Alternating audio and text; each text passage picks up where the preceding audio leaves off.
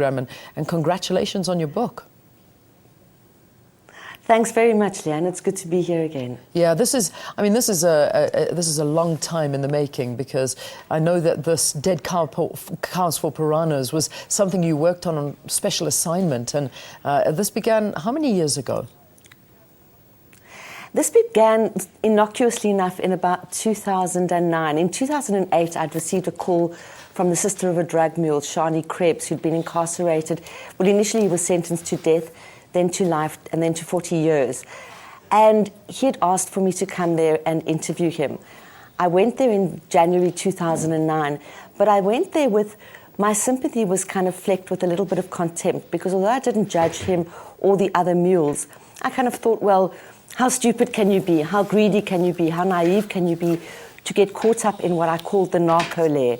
Yeah. But when I was there, I made a horrifying discovery, and that was that some of the South Africans had literally been duped into becoming not what we call drug mules, but drug decoys, and that's where the title of the book comes from. Decoys, the moniker for decoys is dead cows. That's what the drug syndicates call them, and that's what the customs officials call them. Yeah. And basically all their role is to be set up to be arrested, so that the other mules carrying much larger consignments slip through undetected. And in terms of our criteria for victims of human trafficking, namely trickery, transportation, and exploitation, they fitted that category perfectly, and yet they had been condemned as drug smugglers. Yeah, I mean, it's quite hair-raising when you look at what you're talking about. I mean, I'm hoping that our director can get a shot of this.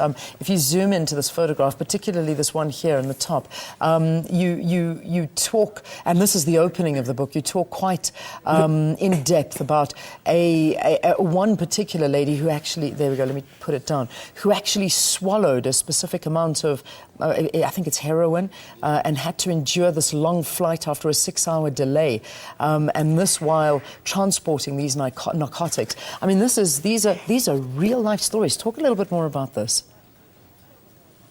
I will. You see, I do make a slight differentiation between those who willingly do it. So whether it means swallowing a load of heroin or stuffing it up body parts, but where I absolutely take a very strong stand is when, as I said, young women are forced into it. Yeah. Or when they've offered to do it and then change their minds. There is no getting out of it. And when I say young women, it is mainly young women who are targeted, although, of course, people of any ages, races, dispositions are targeted. But the woman that I focused on, Tando, in fact, wouldn't swallow the capsule, so they strapped them to her chest like a suicide bomber. Yeah. So she was just, I mean, she was dead meat, really. Yeah. And she sits in a Thai prison. She's been sentenced to 25 years in prison. Her mom is impoverished, she's unemployed, she lives in Tabong Township in Free State. And basically her life has been destroyed. And the stand that I took in the book is that South Africa needs to enter into prisoner transfer treaty. We are one of the only countries in the world that will not enter into a prisoner transfer treaty, which would allow South Africans to at least spend a portion of their sentences at home with their loved ones. Yeah. Because it's not only the South Africans who are incarcerated who suffer, it's their families who are incarcerated with them at home.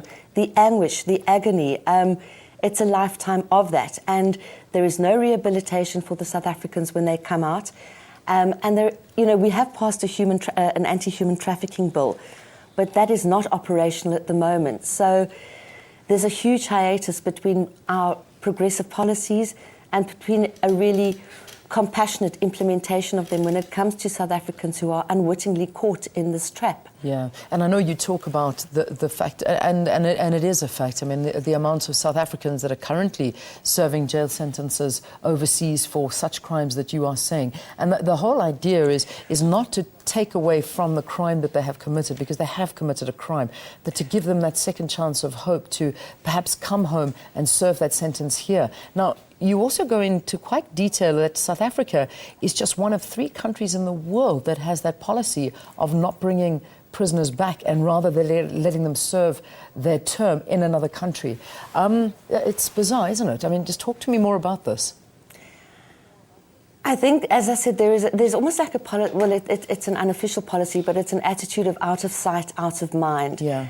And the thing is that the people who are incarcerated overseas, whether they're guilty of being drug smugglers or are victims of human trafficking, could also provide essential links to drug syndicates operating back home. Yeah. I mean, this is a global business. So you've got, maybe there is a syndicate operating in Bangkok or in Brazil, but inevitably they have links to South Africa. There's a whole hierarchy within the drug syndicate chain. And you could get extremely important information from the mules and from the decoys. But it seems like there isn't that effort on the part of law enforcement.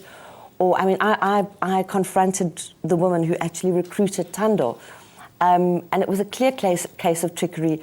I found out who she was. I took all my evidence against her and presented it to Interpol, to the South African government, to the NPA, and 6 years later, there's been nothing. They know who she is, they know where she is, but nothing has been done. So if you don't confront the syndicate in its more powerful on its more powerful levels, by arresting drug mules, even if they are willfully carrying drugs, or the decoys who, as I said, are not there by their own choice.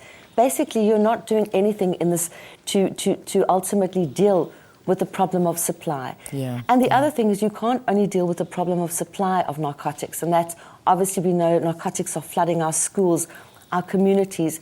It's a terrible epidemic, but you've also got to treat it from demand, because every single one of us, whether we take a drug recreationally, occasionally, is part of the link in that hierarchy. We are all complicit in drug trafficking, because that's what drugs are. I mean, we don't grow our own cocaine. We don't grow opium here, the poppy seed. So we all need to really examine our own roles in this before we start condemning young or naive or deceived South Africans for being caught in this horrific trap. Yeah, I mean the photograph that we've been showing on air is this one of I remember her so well, Nolobabalo Nobando, who had these the drugs in her dreadlocks, and this was a photograph that was spread around the world of this young girl who is now spending her time in jail overseas.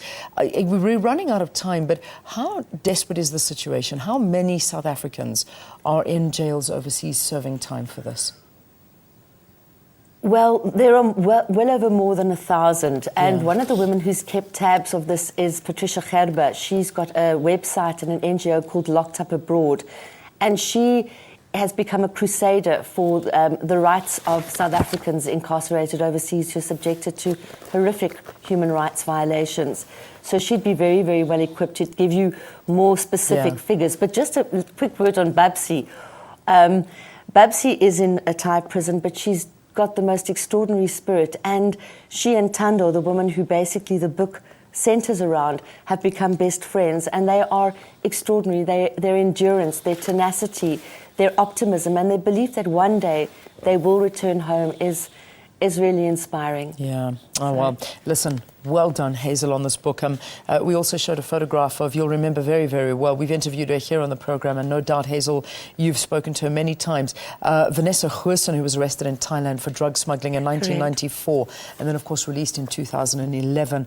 The book, I know, is being launched tomorrow night. Will it be available in bookstores thereafter?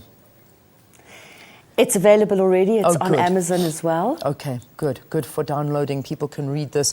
Award-winning journalist Hazel Friedman telling us more about her new book, Dead Cows for Piranhas, exposing the harsh realities of drug mules, and also talking about her time as an undercover investigating this particular world, a very, very underground and dirty world. Thank you so much for joining us on the program. Thanks, Leanne.